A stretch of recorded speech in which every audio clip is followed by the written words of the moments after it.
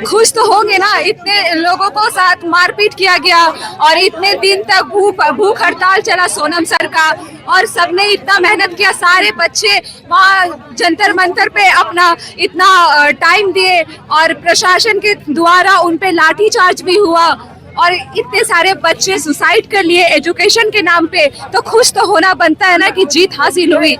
हम लोगों को खुशी इस बात का है कि धर्मेंद्र प्रधान सर अपना इस्तीफा दे करके आज साबित कर दिए कि उनको रियलाइज है कि यहाँ पे जो हमारा एजुकेशन सिस्टम है वो सच में खराब हो चुका था और उस चीज को सुधारने का पहला सीढ़ी स्टार्ट हो चुका है। धीरे धीरे हम और भी चीजों पे आवाज उठाएंगे और हम छात्र एकजुट होकर के आवाज उठाएंगे। क्या आप रुक जाइएगा? हाँ जी, आप रुक जाइएगा या कोई मुद्दा है आपका?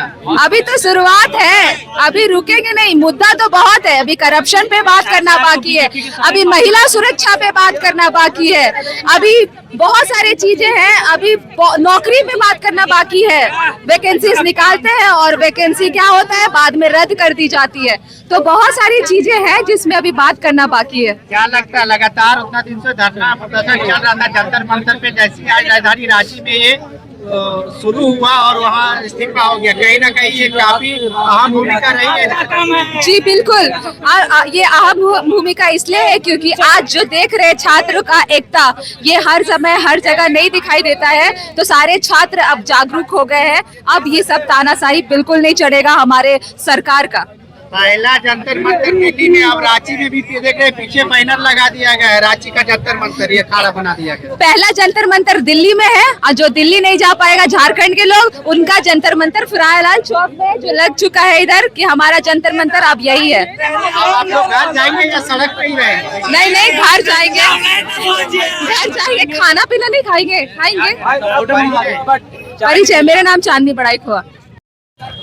लेकिन ये सरकार का दोहरा चरित्र, दोहरा चेहरा ये सरकार का आज दिख चुका है लोगों को। ये तो छात्रों और युवाओं की जीत है और ये छात्र जो निरंतर लाखों छात्र जो सड़क पर, रांची से जो छात्रों की गूंज उठी, पूरे देश में जंतर मंतर और न जाने प्रत्येक राज्य में छात्रों ने संघर्ष के माध्यम से संघर्ष का रास्ता चुना, सरकार को प्रेशर में लाया और तब जाके धर्मेंद्र प्रधान ने इस्तीफा दिया। लेकिन ये जीत तब तक सुनिश्चित नहीं की जाएगी जब तक उन 21 छात्रों को सच्ची श्रद्धांजलि न दी जाए। आप ही बताइए पिछले 10 वर्षों में कितनी बार पेपर लीक हुई, उन छात्रों का क्या जिन्होंने कितना बार आत्महत्या किया, उन छात्रों को मुआवजा क्यों नहीं दिया गया? 10 वर्षों में इतना बार पेपर लीक हुआ, एनटीए को पहले क्यों नहीं बैन किया गया? एनटीए को सबसे पहले बैन किया जाए। अभी भी मैं बताते रहो आपको, उच्च स्तरीय जांच करवानी होगी इसमें। जब तक उच्च स्तरीय जांच नहीं हो तब तक इसमें पता नहीं चलेगा कि कठपुतली कौन नचा रहा था, मेन कल्प्रिट कौन है। मेन कल्प्रिट को इसमें निकालने का काम करना है, तब तक ये लड़ाई खत्म नहीं होगी। और आने वाले दिनों में मैं आपको बता दे रहा हूँ, आपने देखा होगा विगत कुछ दिनों पहले ही निरंतर मणिपुर का इंटरनेट सुविधा बंद कर दिया गया, जंतर मंतर का इंटरनेट सुविधा बंद कर दिया गया। आप आवाज छात्रों की और युवाओं की दबा नहीं सकते। हम उस मणिपुर की भी आवाज उठाएंगे जिस मणिपुर में बर्बरतापूर्ण महिलाओं का रेप किया गया, उनका शोषण किया गया, वहां पे छात्रों को दौड़ा दौड़ा कर पीटा गया, उनकी निर्मम हत्या की गई। जब तक उनको भी सच्ची श्रद्धांजलि नहीं मिलती है, जब उनके साथ भी न्याय और इंसाफ नहीं होता है, तब तक नरेंद्र मोदी का इस्तीफा भी हम मांगेंगे। और यही छात्र 2029 तक उनसे लड़ाई करने का काम करेंगे। जब तक उनके साथ नहीं मिलता है तब तक ये जंग जारी रहेगी।